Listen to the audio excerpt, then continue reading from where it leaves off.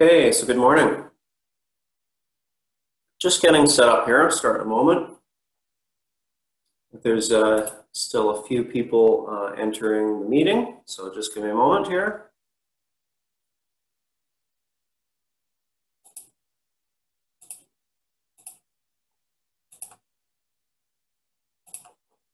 Okay. Okay, here we go. We were on topic 3 last day, and we were talking about bacteria. And hold on, just a few more people joining late. So good morning, good morning.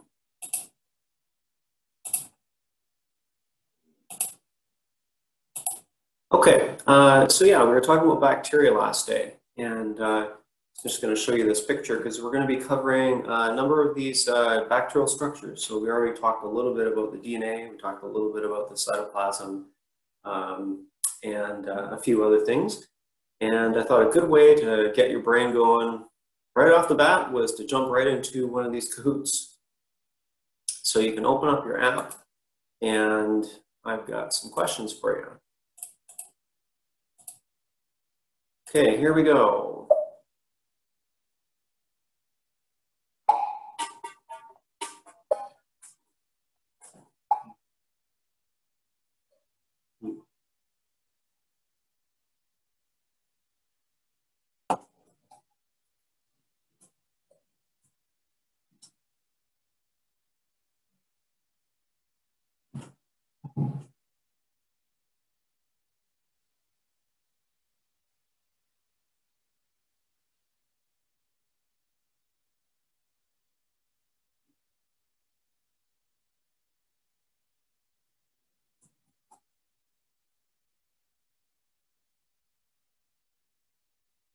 Okay, I'm going to give you about 15 more seconds to join, and then we'll get right into this. Okay, here we go. Bacterial structures. Structure 1 refers to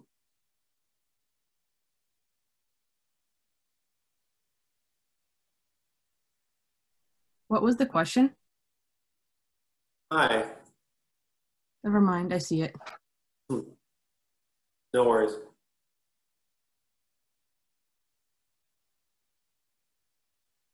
Okay, structure 1. Let's just take a look at the picture here. Structure 1 is that big squiggly thing in the middle, and that is the chromosome, the main chromosome, which is also called the nucleoid. And we also talked about last day how the chromosome in bacteria is usually circular. So all are correct in this case. All right, let's see how the scoreboard comes out. So Naomi, good job. Question 2, structure 2, same picture.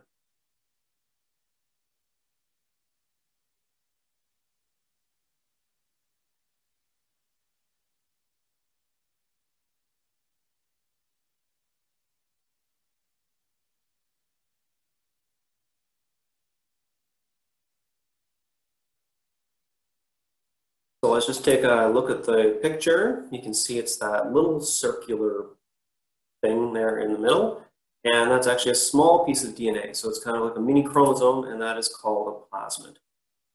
Okay, one more for now. After this, don't close your Kahoot because I'm going to come back to the same quiz and I'll have some more questions once we cover a little bit more lecture material.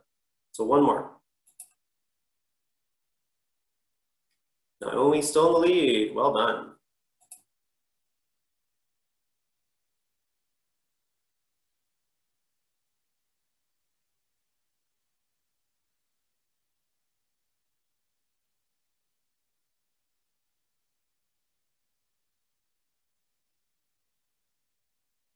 Okay, so that was a little bit harder. That was a binary question. So there's the picture. The purple are gram positive and they stain purple. So something to know, and we will, like I said, talk about gram stains a lot in the future, but I will be showing you lots of pictures of these organisms, and it will be important to know which is purple and which is pink. Okay, so let's see how the points come out. Ooh, Helen in the lead, good job. Okay, so I'm gonna go back to the PowerPoint for now, and we will come back to this Kahoot. So you can just leave your app loaded up, and we'll come back to it in a few minutes.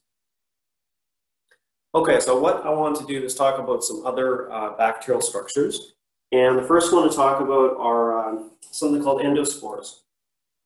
So last day we were talking about the peptidoglycan, and endospores, in fact, are usually composed of a very thick layer of peptidoglycan.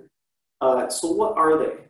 So there are some bacteria, usually gram-positive and usually soil bacterium,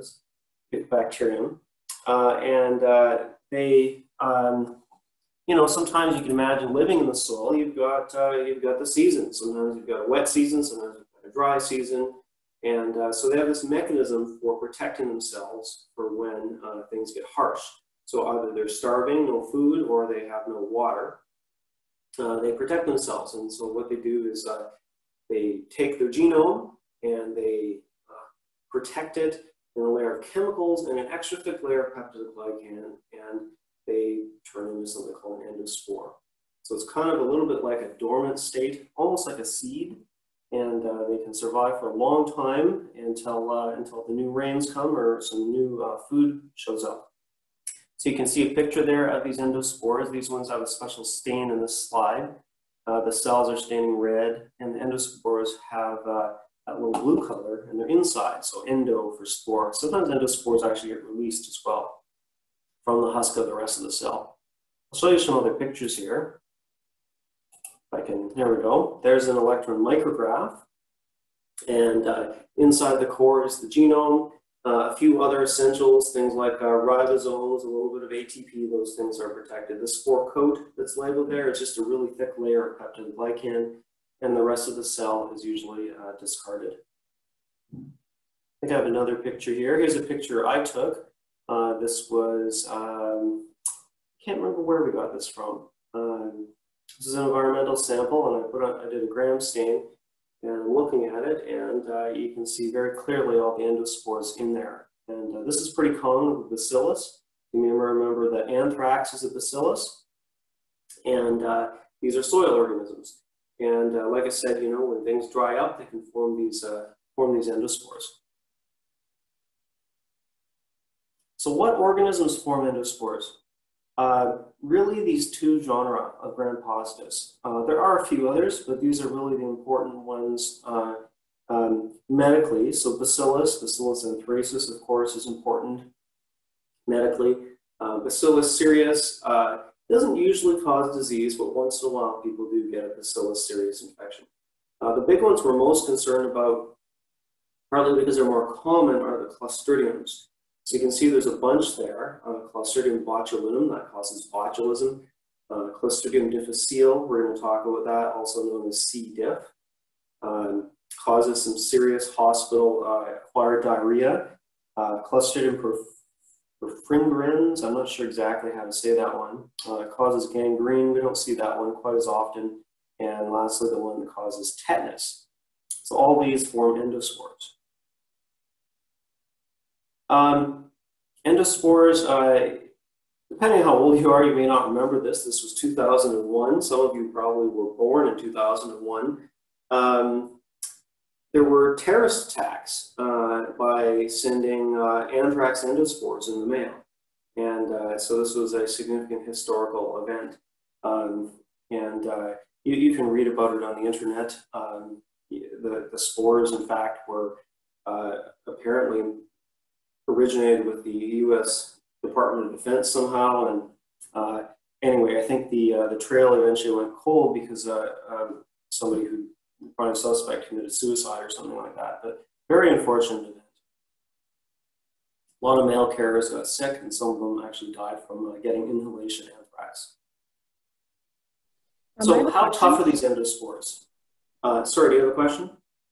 Yeah, so an endospore, does that mean that the whole bacteria actually transforms, or just that thick layer of peptidoglycan forming? Yeah, so the whole bacterium actually transforms. So it's kind of like I said, it's like going in hibernation, right? It's just taking most of the cell and discarding it, protecting the genome, and a few other essentials, some ribosomes and some ATP, and just coating it in that thick layer of peptidoglycan. There's a few other chemicals in there that will protect the genome from dehydration. And these things are extremely tough, and they're very important medically because, of course, they can survive, right? So we have to make sure we sterilize things because endospores can easily regerminate. And I want to show you how tough they are because they can last a long, long time. If you look at microbiology textbooks, they're talking about how endospores can easily last 50 years. And we have a lot of good evidence to show that this is the case. There was a case 67 years after Louis Pasteur died. They found a box of his stuff, and they were able to revive bacteria from endospores, from dried out vials and test tubes. So that was pretty incredible. But there's a lot of good evidence that endospores can actually last a lot longer. There have been endospores that we've revived from Egyptian mummies. We're pretty sure this is legit. Egyptian mummies are well dried out and lots of chemicals applied, but the bacteria and the DNA are resistant to that. These other two are a little bit more questionable, but there are a few people that have made claims to have actually gotten endospores from some very, very old samples. So there's been at least 1 or 2 studies that have claimed to have revived endospores from these ice cores that come from Antarctica, and also a study that claims that they've revived endospores from insects in amber that are millions and millions of years old. Now, why are these a little bit more controversial? There seems to be some pretty good evidence that maybe DNA can't last that long as a chemical. I think the real question is, well, we don't know. You can't do that experiment and have DNA sit around that long because we just don't live that long. Of course, the people who publish these argue that, well, there's a lot of good chemicals in endospores that actually preserve DNA a long time. So, you know, there's a little bit of debate that goes on. You may recognize this concept, this bee and amber thing, right? This is actually what inspired the book and the movie Jurassic Park. This study here, where they were trying to extract endospores from insects in amber. And of course, Michael Crichton, who wrote Jurassic Park, was like, wow, wouldn't it be cool if those insects had dinosaur DNA? And of course, that inspired Jurassic Park, which is kind of a cool story. I see there's a couple of questions here. It says, in midterm, do we need to know scientists and their works? You should know the ones that were mentioned in the first lecture. So Louis Pasteur and Robert Koch won't be a major part of the midterm, but there could easily be a multiple choice question or two on that. There's a second question. It says, is MRSA an endospore? Because once you have it, it hangs around your body for life, right? No, MRSA, that stands for methicillin-resistant Staphylococcus aureus. Staphylococcus do not form endospores, and you don't necessarily have it for life. Staphylococcus is more of a transient kind of organism, meaning it can come and go. Some people do get stuck with it for a while, but it can come and go. A lot more on Staphylococcus in later lectures. Okay, so actually before I get to this slide here, I wanted to go back to our Word document. So remember, I was writing some notes here about these various bacterial structures. So there's some of the structures we're talking about, and we've got to add endospores to this. Okay, so what are endospores made out of? They're made mostly of, we'll say, a thick layer of peptidoglycan. There we go. And what's the function? To protect the cell when conditions are not favorable. So dry or no nutrients are the usual stimuli that cause the formation of endospores. Okay, so if you're not getting that, don't worry, I will be coming back to this as we add more notes. Okay, so some other bacterial structures to discuss here. We have bacterial appendages, I'm calling them. So little things that are sticking out of the surface of these bacteria. There's a whole bunch of things to talk about and some new words for you. So some new F words. These are not bad F words. These are good F words because they're about microbiology. I apologize because these words are just, they're not always easy to remember, but this is, you know, what you're going to have to do in all your courses. You're going to have to learn a lot of new words. So let's take a look at these here. There's two here. We have the fimbriae or pili, and we have the flagella. So fimbriae and pili, those two words are used interchangeably. Sometimes textbooks or authors will use one word, sometimes they'll use the other. Once in a while, textbooks get that confused and they will say that, you know, a pili is a very specific type of fimbriae, but that is not true. Maybe that's just somebody's opinion. Flagella are used for motility. So we'll get to flagella in a moment. But you can see these are all surface structures. So these fimbriae and pili are kind of these little skinny things that are found all over, and the flagella are much, much larger. So you can see my note here that fimbriae and pili are used for attachment. So what are these things? They're basically sticky little proteins, right? So I kind of like to think of them as, I don't know if you ever had when you were a kid, those little stretchy, these little stretchy toy things, and you know, you can stick them on and try to grab things with them. That's how I picture the fimbriae or the pili. They're basically sticky little proteiny things. Some of these are very, very important for virulence. For example, if you've ever had the unfortune to get a bladder infection,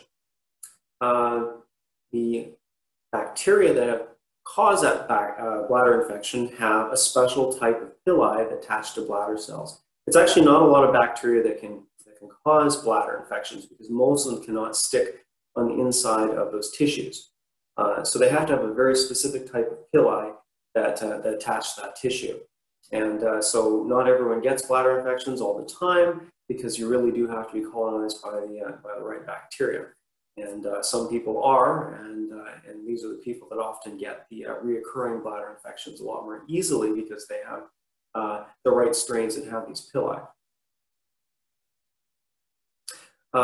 Some pili have a very specific function, and this function is for something called conjugation. If you don't know what conjugation is, it's kind of a similar word as if you ever watch like a prison movie and they're talking about the conjugal visits. So yeah, this is talking about basically bacterial sex or bacterial DNA exchange. And it's actually really quite exciting, of course. You know, these things usually tend to be quite exciting in movies, but you know, for bacteria, it's even more exciting. You can see what we have here is this pilus. It's a very long, sticky protein-like thing. And one of my textbooks, I was reading it and it actually said, a pilus is like a grappling hook. So I was thinking, yeah, now this is getting really exciting. And really, that's a very good analogy because this pilus will actually stretch out and grab this second bacterium, and then it hauls it in. So imagine if human mating was like that and we were using grappling hooks, it would be a lot more dangerous and possibly exciting. So let's take a look at this process here. So if you take a look, there's just a little bit of a jargon up there for you. You can see you have two cells. One is called the donor cell, and it says it's F positive. So this is geneticists, the way they kind of name things. So if something has a gene, it has a positive beside it. So if you have the gene for brown hair, you'd be brown hair gene positive, for example. Or if you didn't, you'd be brown hair gene negative.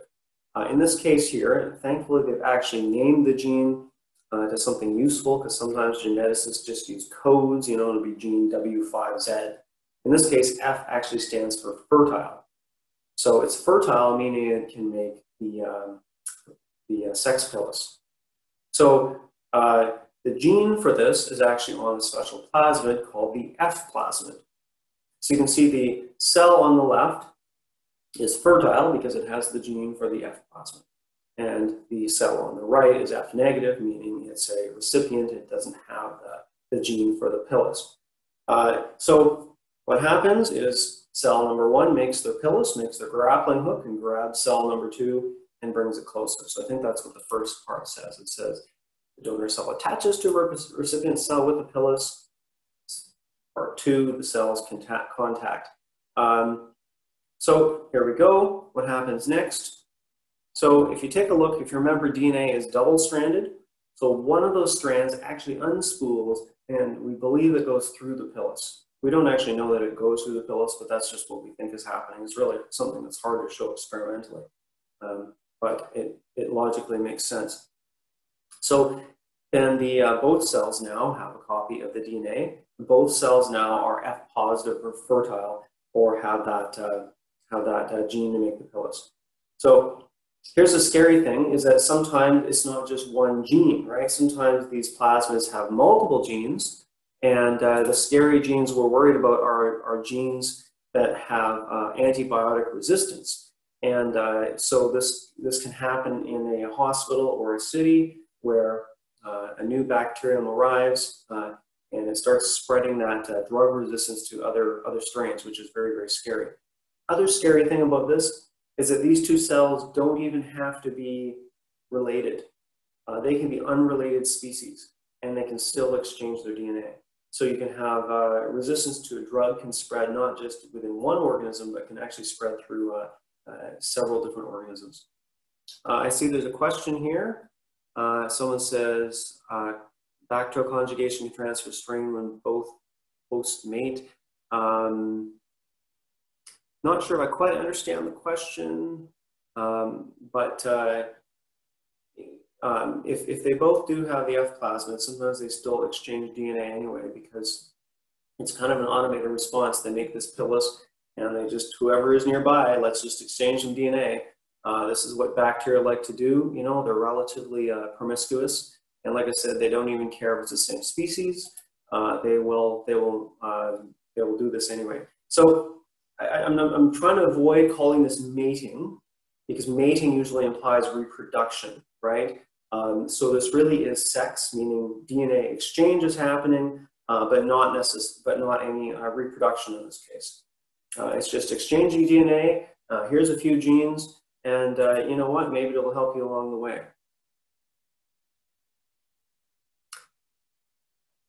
Okay. So there's another picture of this process here, and so you can see just it's a summary saying fimbriae and pili allow for attachment, and sex pili, or the sex pilus, pilus is one, pili is plural, can transfer DNA. So let's make a note about that in our table here. So we have fimbriae and pili, so those are both the plural versions of the word. These are proteins, protein structures. So remember, I have composition, what they're made of. And these are adhesion, which means sticking to surfaces. And I'll put a second note, is that the sex pilus, or sex pili, which is plural, are used for conjugation, which is means sex or DNA exchange.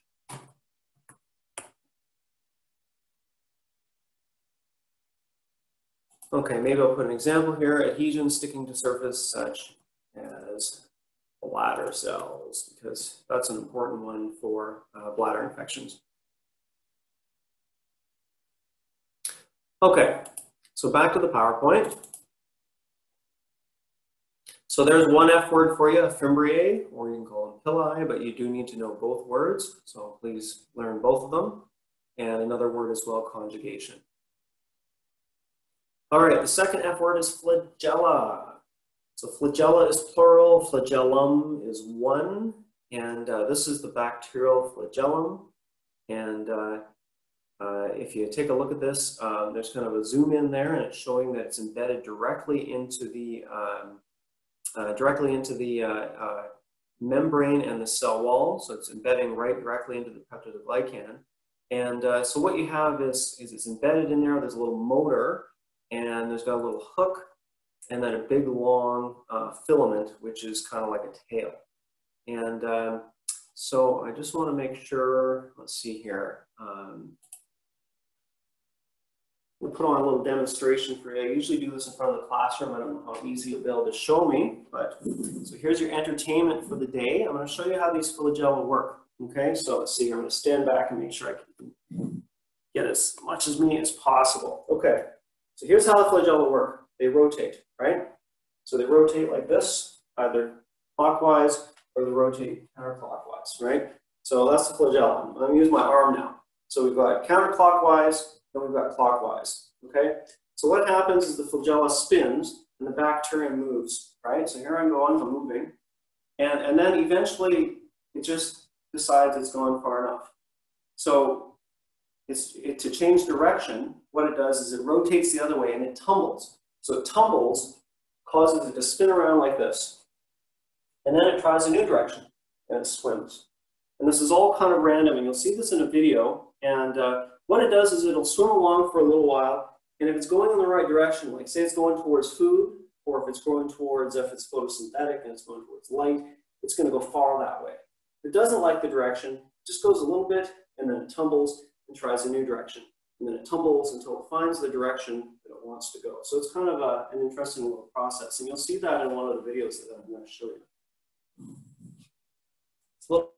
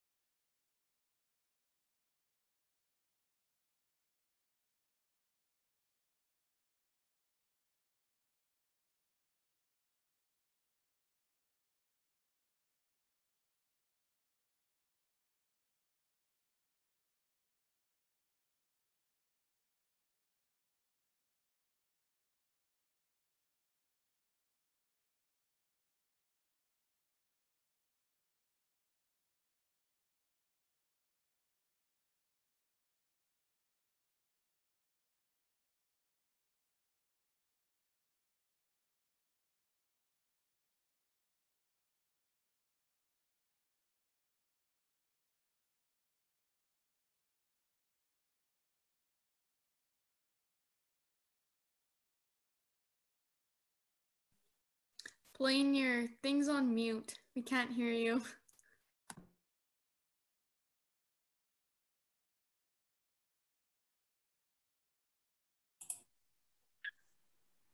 okay, there we go. I'm not sure what happened. The internet just gave out on me. So, okay. Make sure I'm sharing the right screen.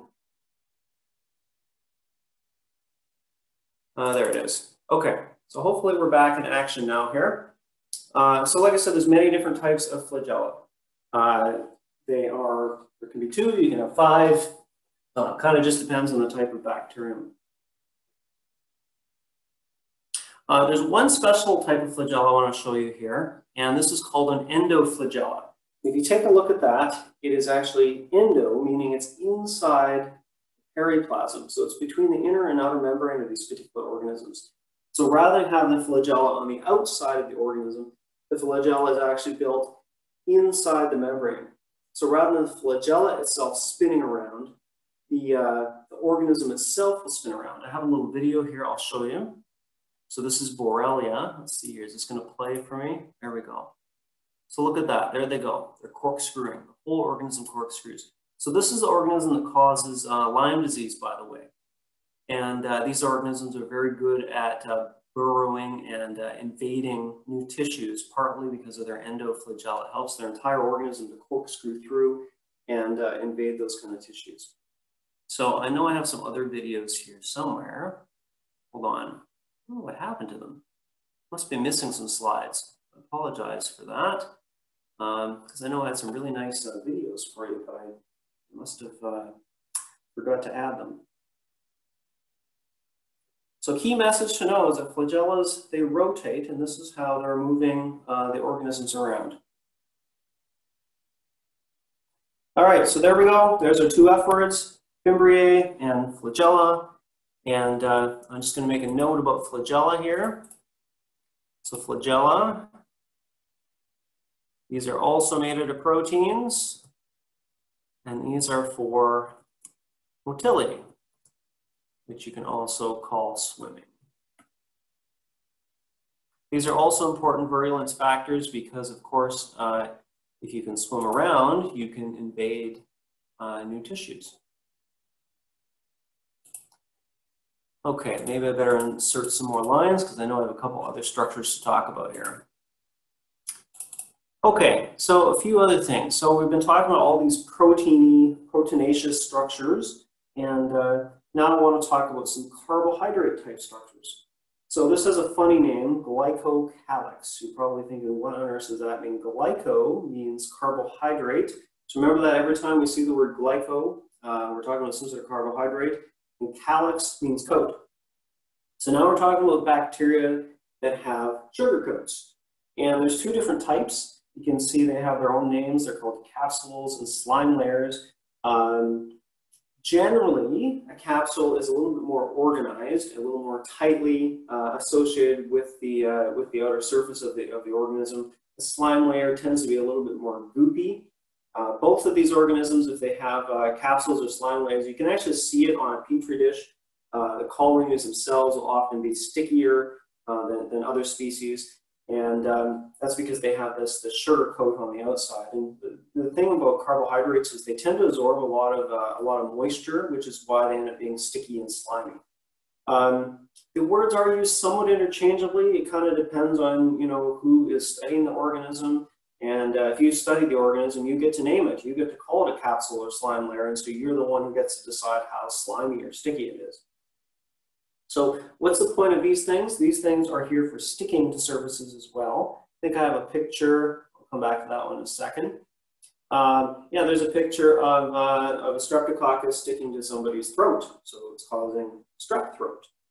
These are very sticky structures. If the organism doesn't have the capsule, and you can make genetic mutants that remove the capsule, it can't cause strep throat in animal models. So very, very important for sticking. The other thing that's important that these things do is they actually help to evade the immune system. You can imagine anything slimy is hard to grab onto, and immune cells have a really hard time grabbing onto cells with capsules and slime layers. This picture that I skipped, this one here is just showing that sometimes they're hard to stain. They don't show up quite as well, and so sometimes people will do what is called a negative stain, and it stains the background, and the cell itself looks kind of ghosty. So there's a picture there. There's another negative stain there of Streptococcus pneumonia, and you can see that's the halo around the cell, which is showing where the capsule is. So, I'm going to make my note on capsules and slime layers. So go back to my document. Okay, so these are glycocalyx and capsules and slime layers. So these are carbohydrates. And these are also for adhesion and evading immune cells. Okay, so we're getting there. We are mostly through these structures. I know lots of new words for everybody. So one more that I want to introduce is something called a biofilm.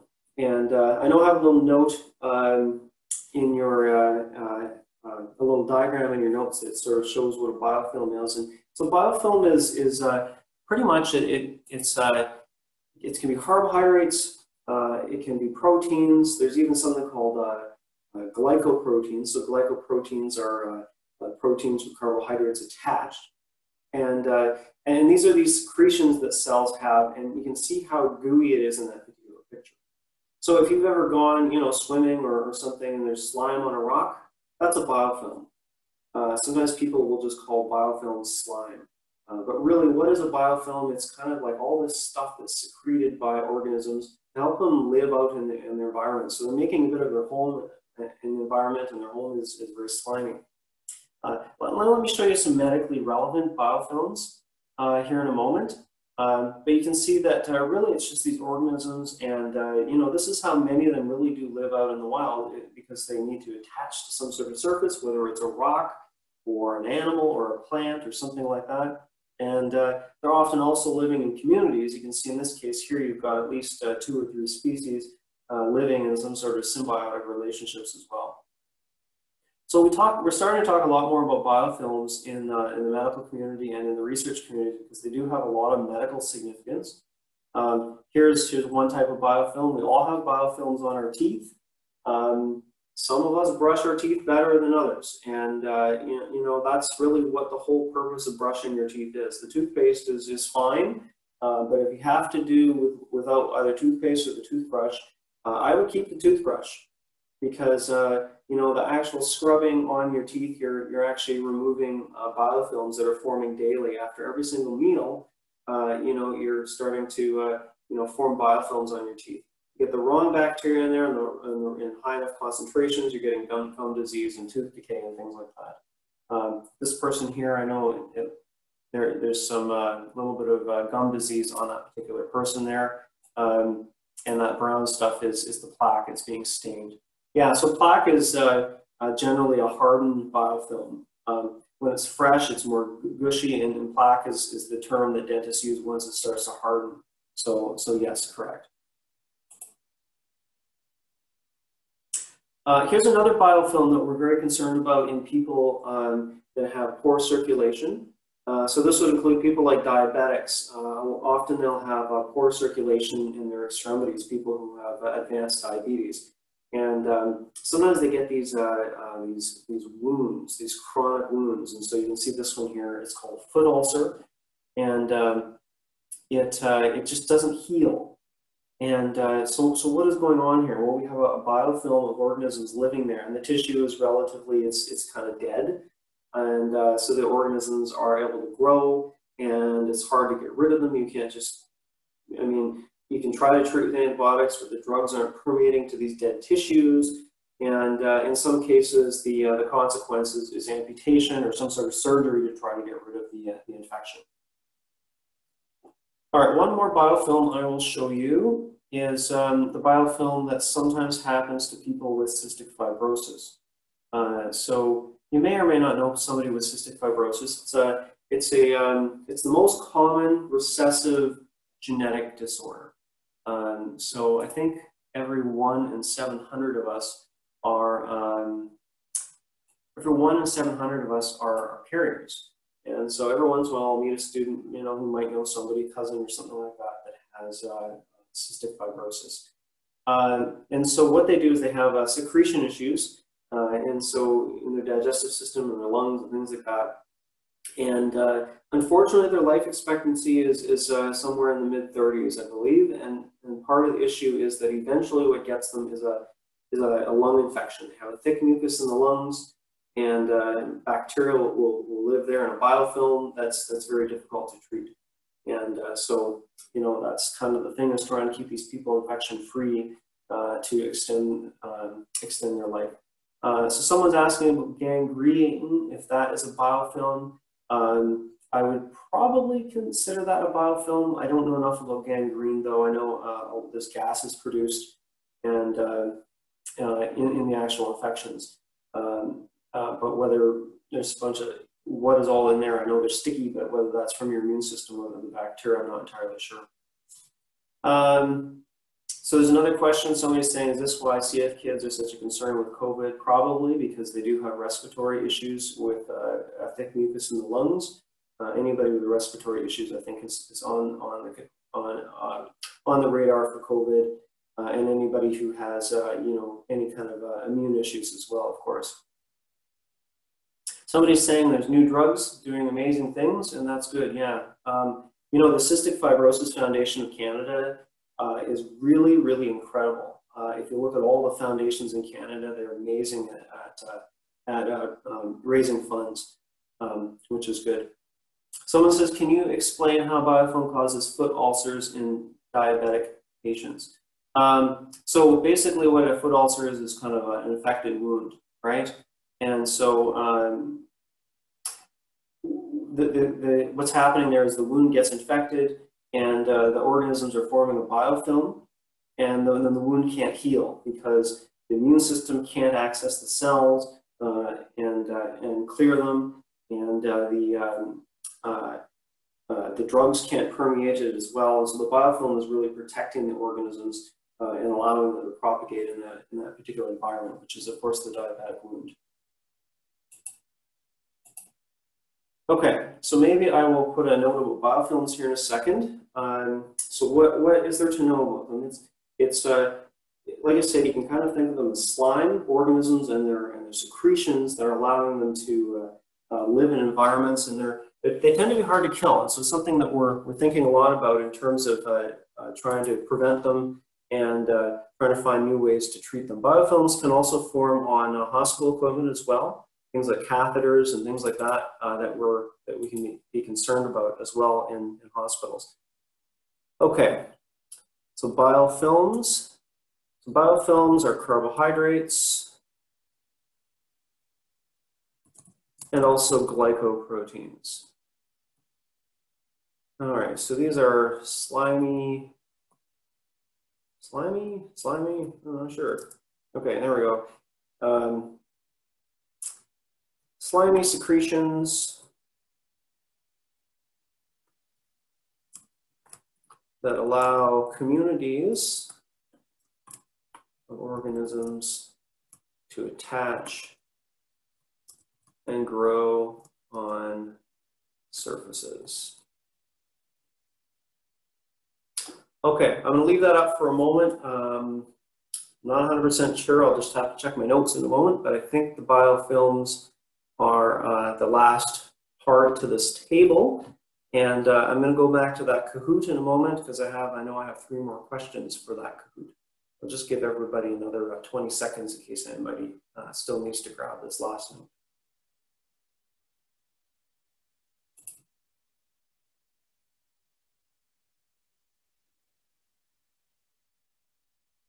Oh, I see there's another question here.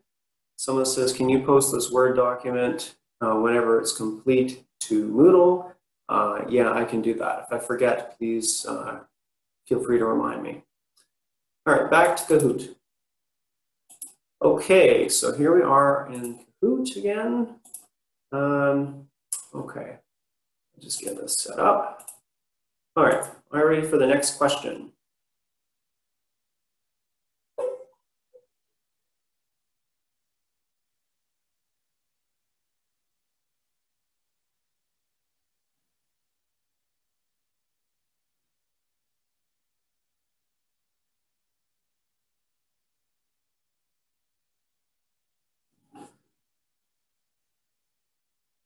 Okay, so structure 3, I'll show the picture. Structure 3 is this little finger-like thing, and it is used for cell adhesion. That's a fimbriae or a pilus.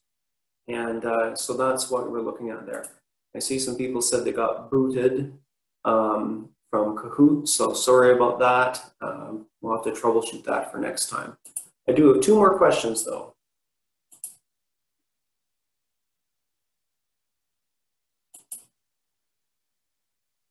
Capsule is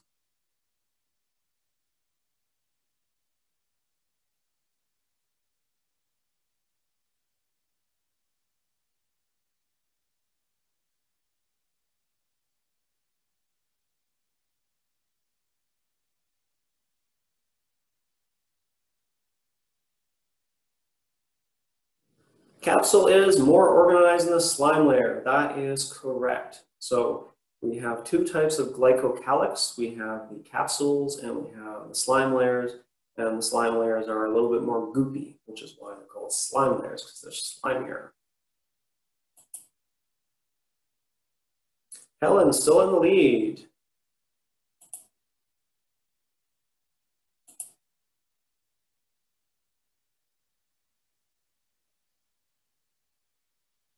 Last question about endospores.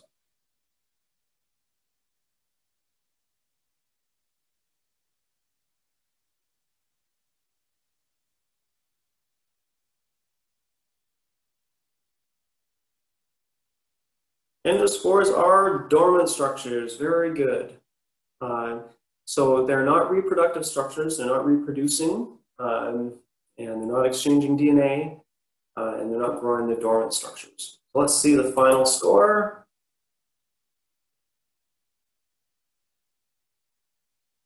Travis in number 3. VT with a bronze, and is it Helen? Helen, good job, yay!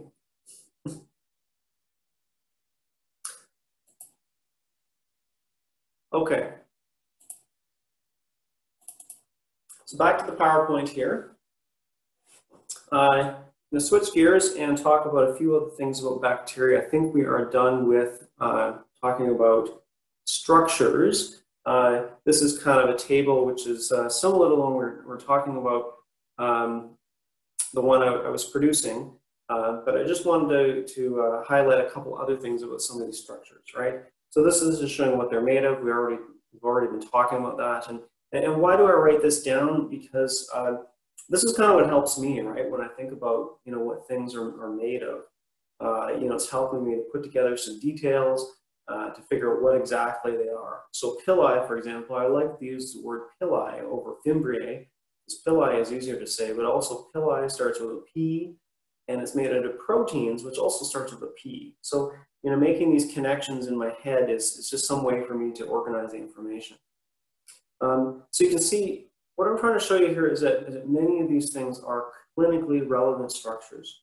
All these cell surface structures, they're objects that are interacting with hosts in their cells. They're allowing them to stick, they're allowing them to invade new tissues or evade the immune system. So they're all very, very important structures. A number of these structures are also important as targets for antibiotics. That's why I mentioned ribosomes, because bacterial ribosomes, it turns out, are different than our ribosomes. So there are drugs that will attach to bacterial ribosomes, but not attach to our ribosomes. And so it means ribosomes are a good target for antibiotics and other drugs. So we will be talking about drugs. That's kind of way after the first midterm. I can't remember, I think that's around topic 8 or 10 or something like that. So we'll get there and talk about how exactly these things work. Okay, I'm going to switch gears just for a few minutes.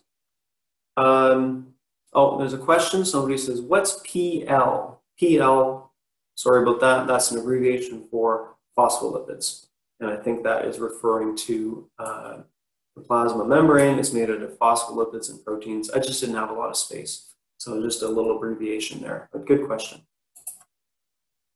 Okay, so I'm just going to switch gears for a moment, and I want to talk about enzymes. And this is something that it's more or less just kind of a super mini topic that I felt that this is one of the better places to squeeze it in here.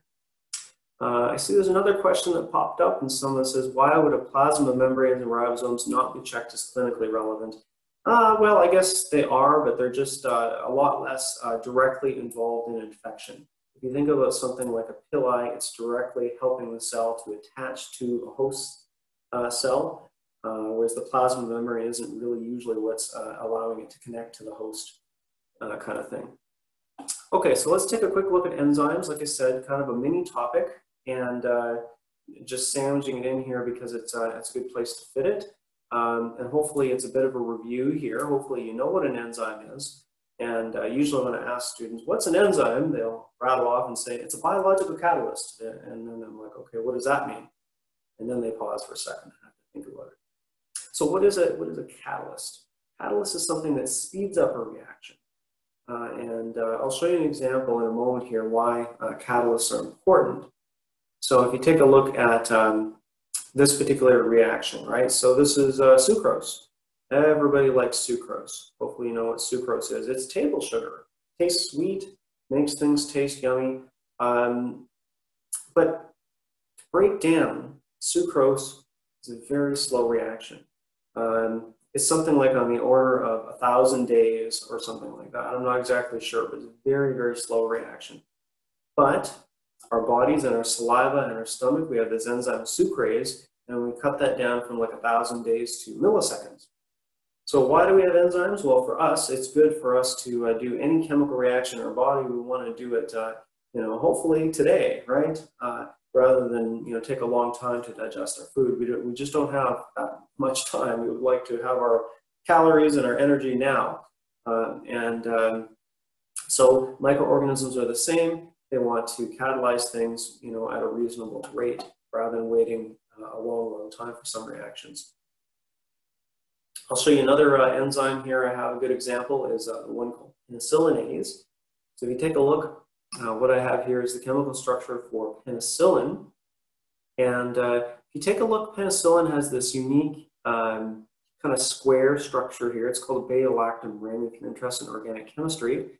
And that's what breaks down eventually with a little bit of water.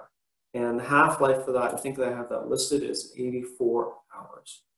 So it's not really a very stable drug. 84 hours, you know, that's only a few days. But if you think about the lifespan of a bacterium, E. coli is about 30 minutes. So this is way longer than the lifetime of a typical bacterium. And so the drug is much more stable than that, and so it's very, very effective. Some of these organisms have resistance, and they have these enzymes called penicillinases. And there's a picture of one there. And so these penicillinases are very, very, very fast enzymes. In fact, they're some of the fastest ones that have ever been characterized. Some of them have been known to degrade about 2 million molecules a second. I don't even know how anything can diffuse that quickly, but they're very incredible enzymes. Something you probably know about enzymes is that their name typically ends in A's. And if you're lucky, the enzyme has a good name in that the person has named it after its function, right? So, you know, a proteinase, right? So what's a proteinase doing? Well, it's digesting protein. There are other proteinases called proteases, but you can usually get something from the name that's talking about its function. You're probably looking ahead. So what does a DNAase do? A DNAase digests DNA.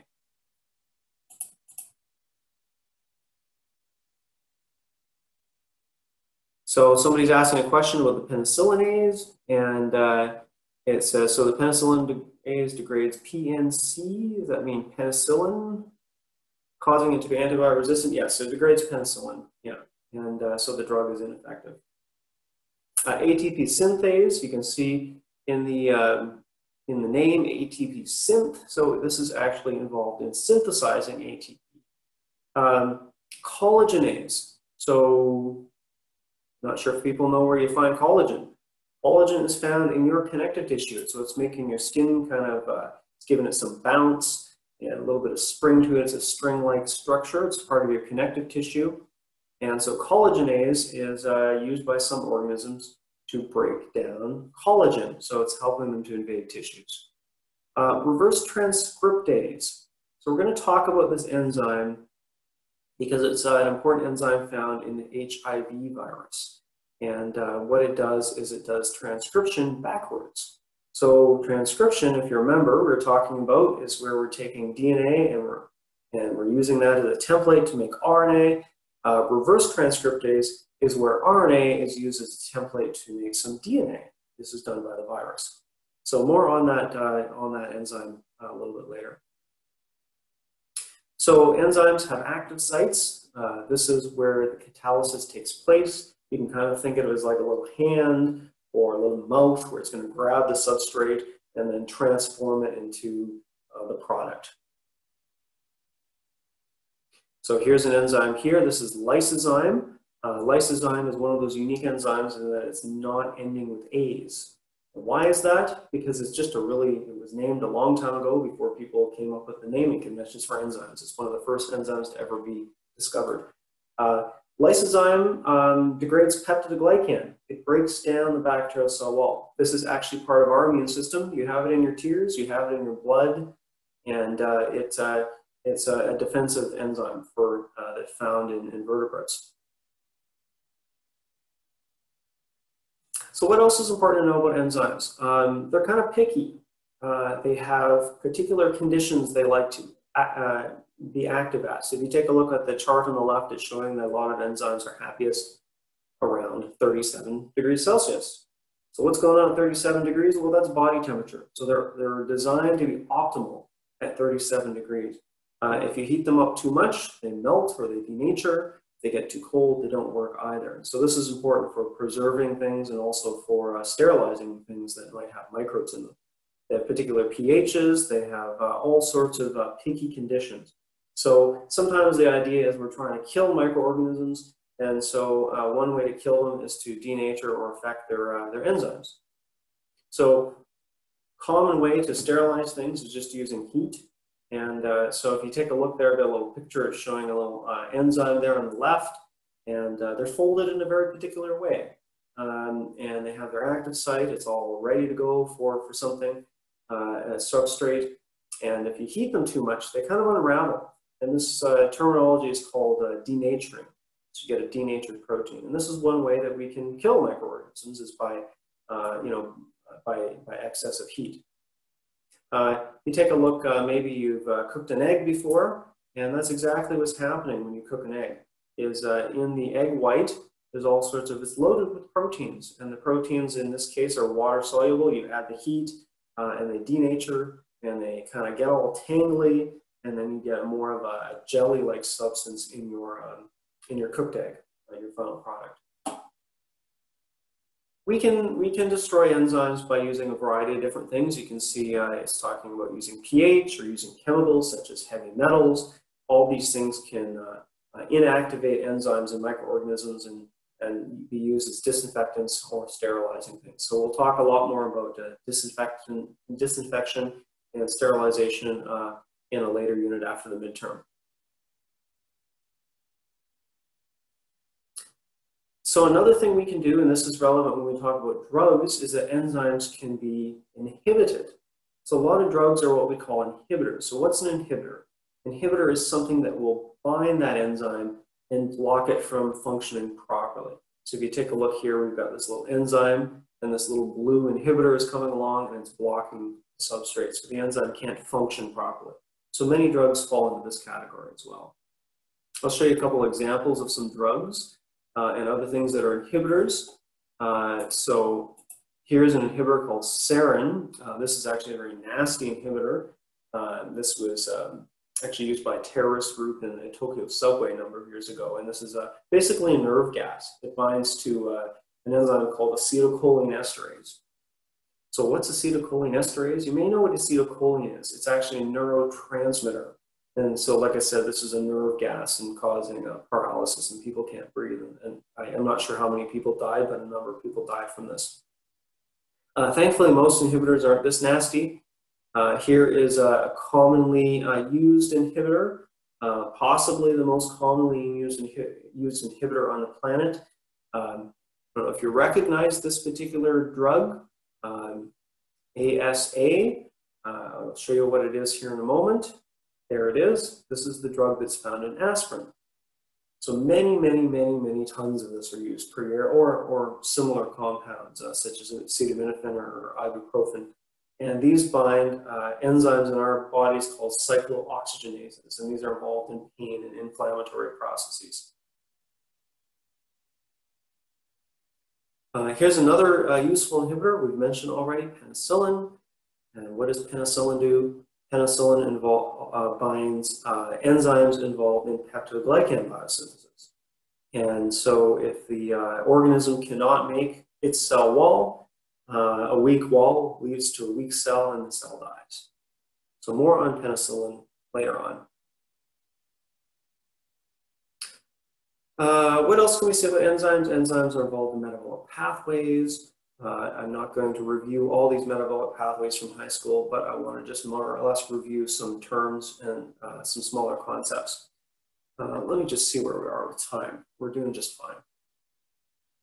So one thing that you may have covered in high school was glycolysis and the citric acid cycle, and usually you're following the metabolism of glucose. And this is the kind of thing that organisms love, is glucose. It's easy to break down. And, but of course, microorganisms can consume all sorts of things. Some of them can consume lactose, some of them cannot, some of them consume fats, some of them need blood, all sorts of variety of things. And this is often actually a way that we classify organisms. There are some weird microorganisms that will actually consume petroleum products as well. So lots of weird things out there. So like I said, mostly I'm just reviewing some terms that I'm hoping are familiar to you from high school. Aerobic respiration This is a catabolic reaction. So what do I mean by catabolic? I mean breaking something down. So there's some of the pathways there. You can see right at the top, we've got glucose, and it's getting converted to pyruvate. That's glycolysis. And then you've got, if there's oxygen present, it goes into this big cycle called the citric acid cycle. Depending on the age of your high school teacher, sometimes people are still calling it the Krebs cycle, but most of the textbooks are getting away from calling it that. And so what's the whole point of this whole thing? Trying to make energy, trying to break down food to make ATP. A couple of notes about this: it uses oxygen. Of course it does. That's why we have the word aerobic, and it's producing ATP.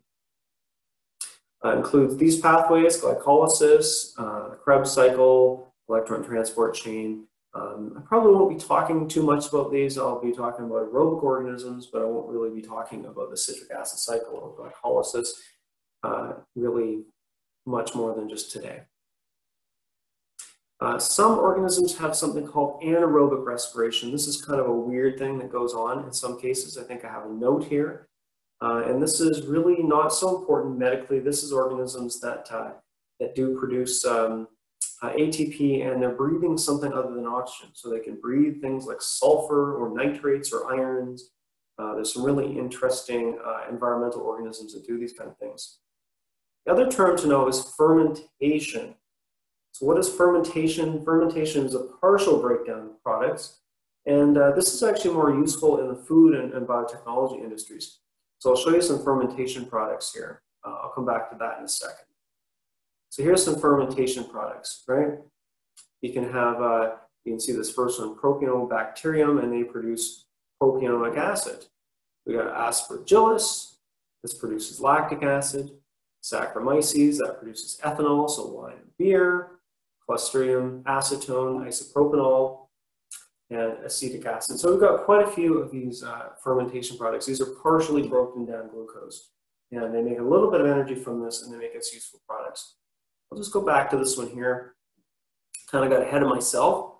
I was going to show you, you know, this video all about fermentation. And I thought I would show you this video. This is one of my favorite nature videos. And you'll see what's going on here in a moment.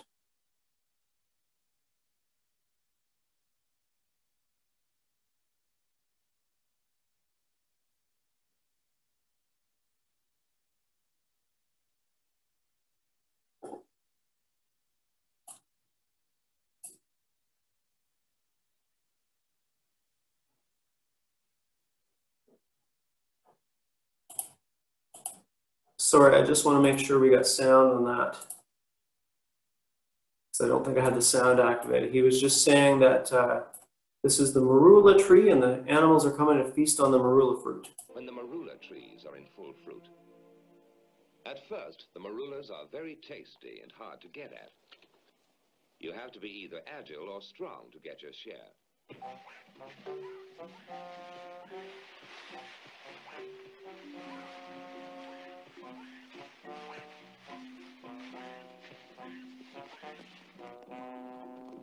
But after a few weeks, the marulas get overripe and they start dropping from the trees. Then all the animals wade in and gorge themselves on the rotting fruit.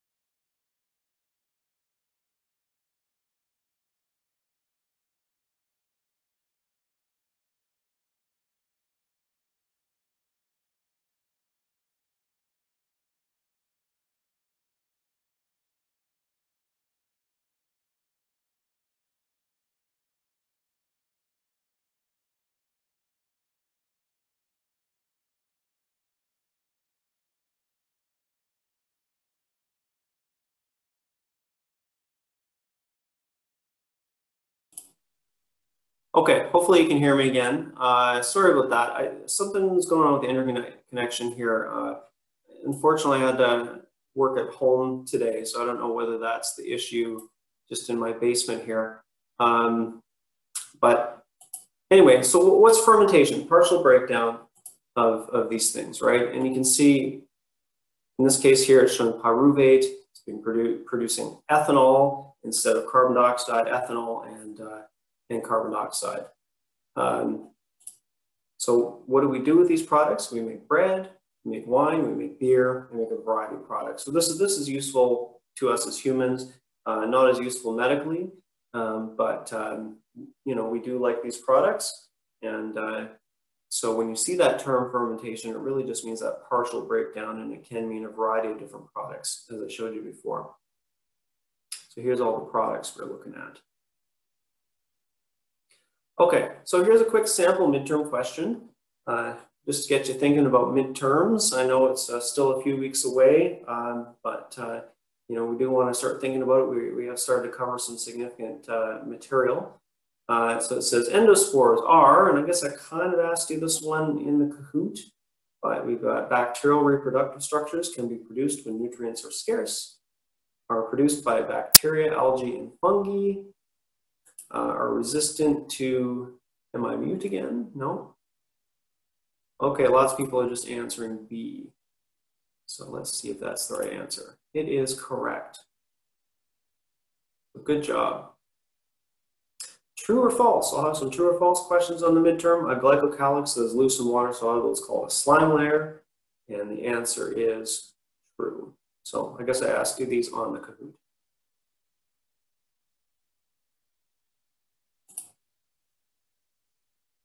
So somebody's saying, how many questions on the midterm?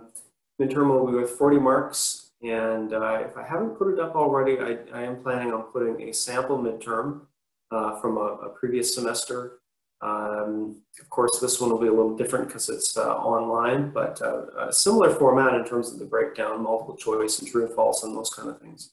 So take a look at that when you get a chance. If I don't, pretty sure I have it up already. It's not all multiple choice, no. I can't quite remember the breakdown. I think out of 40 marks, 20 multiple choice, maybe 5 matching or 10 matching, maybe 5 true and false, something like that, and then some written components. Okay, so I just want to finish off today and talk a little bit about some different groups of bacteria. So you can see I have all these phylums, and just remember, I don't care about phylums, okay? This is just so the notes are complete. What I care about are the individual species, but I want to show you that there's these different groups that we care about, and really highlight some particular organisms. Someone says, any written on the midterm? Yes, there's some written components as well. Check out the sample midterm I have on Moodle.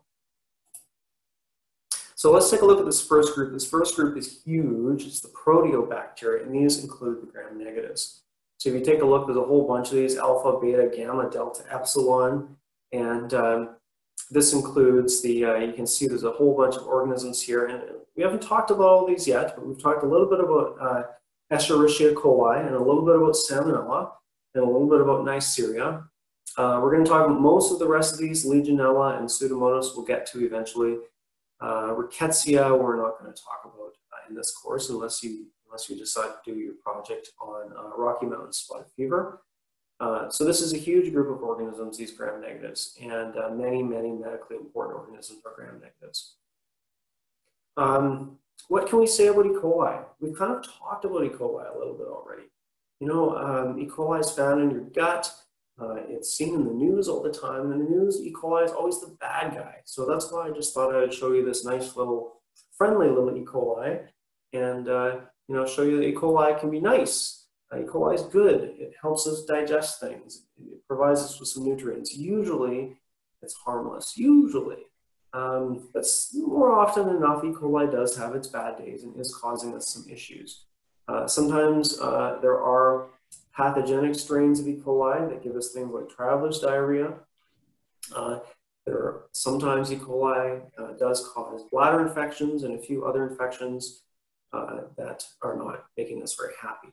For the most part, it's pretty harmless. E. coli, as I mentioned, is living in your intestine. And in fact, we have a couple of kilograms or more of bacteria in our intestine. And E. coli is actually just a small percentage of that entire population.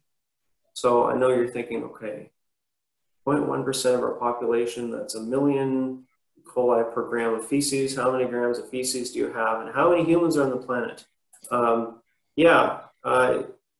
There's a lot of E. coli on the planet, a lot of E. coli in the environment, and most of it's not doing us any harm. Once in a while it does, unfortunately. You know, it's these organisms getting into the wrong place at the wrong time is what's causing the disease in many cases.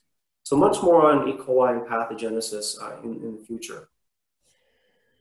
E. coli is very famous because it behaves really well, and that's a very useful laboratory organism. It's used in all sorts of genetics experiments. One of the early famous ones was actually E. coli being used to produce human insulin. So this is 1982. This is the birth of biotechnology in some ways. What was happening before 1982 to get insulin? We had to slaughter animals to get animal insulin if you were diabetic. So the animals didn't like it, it was expensive, and sometimes people had side effects from not having human insulin. So how did this work? Well, it's actually pretty simple. You can get the gene for insulin from human DNA, and you can put it into a bacterial plasmid. So relatively simple process. I could train any of you to do this in a few weeks in the lab, and it's really not a hard process at all. You get something called recombinant DNA, put that back into E. coli, you put E. coli in a big tank, E. coli makes human insulin, and now we have several brands of human insulin. There's one there called Humulin, and it's human insulin, so people don't usually have side effects from human insulin compared to animal insulin like they used to. Plus, it's way cheaper, and the animals aren't having to die for us. So a little bit more about E. coli. Like I said, there's many strains, many are non-pathogenic. You can see these geneticists love to give these strains all sorts of different codes. We have pathogenic E. coli. I'll talk about what those are later. EC is E. coli, you know, like enterohemorrhagic E. coli and all sorts of other things. And then some are potentially pathogenic, like the ones that might cause bladder infections. So much more on E. coli and pathogenicity in the coming weeks. The second big group are the gram-positive organisms, and they fall under the firmicutes. And so this is the second big group of organisms. You can see we've got the Clostridium, the Bacillus, the Staphylococcus, and the Streptococcus are all gram-positive. So we'll be talking about those a lot. We're not going to be talking about the mycoplasmas, but if you want to, I think that's in the textbook. You can look that one up. But there are important medical bacteria in that group.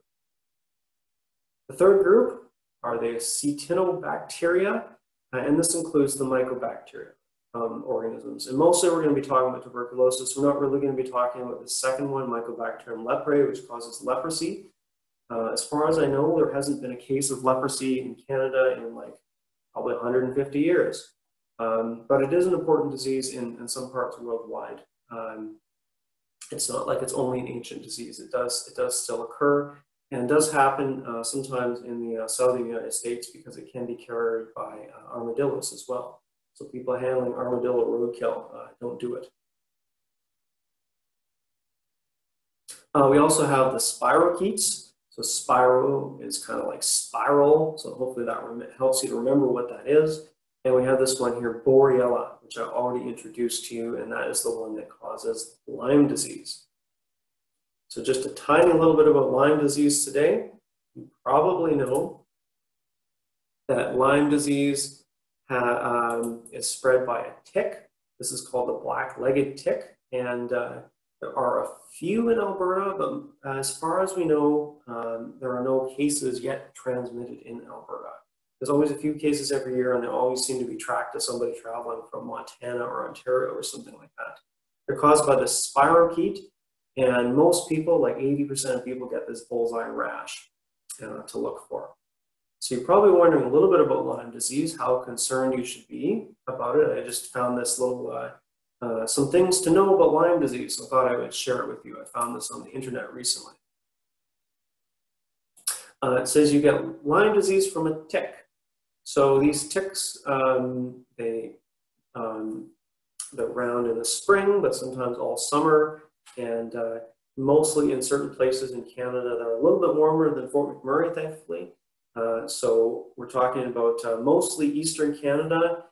So Ontario and Quebec and Nova Scotia are hot spots currently, a little bit into Manitoba, and there's a little bit on the west coast of BC as well. Not so much in Alberta yet, but we have found some because ticks do spread. They hang around on dogs and birds, so sometimes they do drop in around here once in a while. They are found in many provinces. And they have been found in Alberta, but like I said, not so many. We think all the cases in Alberta at this point have been imported. What else do we have here? You can remove the tick before it infects you. This is the good news. If you do find the tick and you remove it, it takes actually quite some time for the tick to burrow under your skin, almost 24 hours. That's been shown in the studies before it gets under the skin, and it really lodges itself in there and actually can spread the disease. So that's the good news. So if you go for a walk, you're concerned about ticks, jump in the shower afterwards, and you should be in good shape. Not everyone gets a bullseye rash, so maybe 85%. There are other symptoms, and this is what is in the news because some people are getting longer-term symptoms, and we'll talk more about that in a later lecture. Getting a diagnosis can be difficult. Sometimes people don't get the rash, and they have other symptoms, and it's hard to get a diagnosis. And this is why it's in the news all the time, because there are people that sometimes have longer-term disease, which can be quite something. So more on that later. Treatment doesn't always work for everybody. Again, more on that later. And we'll talk about this post-treatment Lyme disease syndrome later as well. I'm just running out of time, and I do want to wrap this up. The last group are the chlamydia. So chlamydia are sexually transmitted organisms. We used to actually think these were viruses because they actually kind of grow like a virus inside a cell. We also can't culture them. So it was kind of something that modern genetics era was actually revealed what chlamydia actually is. So more on chlamydia later on in the semester. So this is actually the end of the notes. I had another picture that's missing I meant to show you. Let me just skip down here. I know I have, I just want to point out this link here. If you're wondering how to pronounce these bacterial pathogens, I found a website that has a pronunciation station. So you can go check that out. And if you're wondering how to pronounce these things, I think I also found an app on the Apple Store that's a microbiology pronunciation app or something like that if you're interested in those kind of things. I also have playlists of various videos I found for each of the topics I just wanted to point out. So you can check that out as well. Yeah, this mystery, I had some pictures and some videos I wanted to show you. I'll see if I can dig them up for next day and show them to you. Other than that, I guess that's it for this. Somebody is asking when the PowerPoint is going to be on Moodle, and I thought I had this one up already. If I don't, I can put it up. I can put it up this afternoon.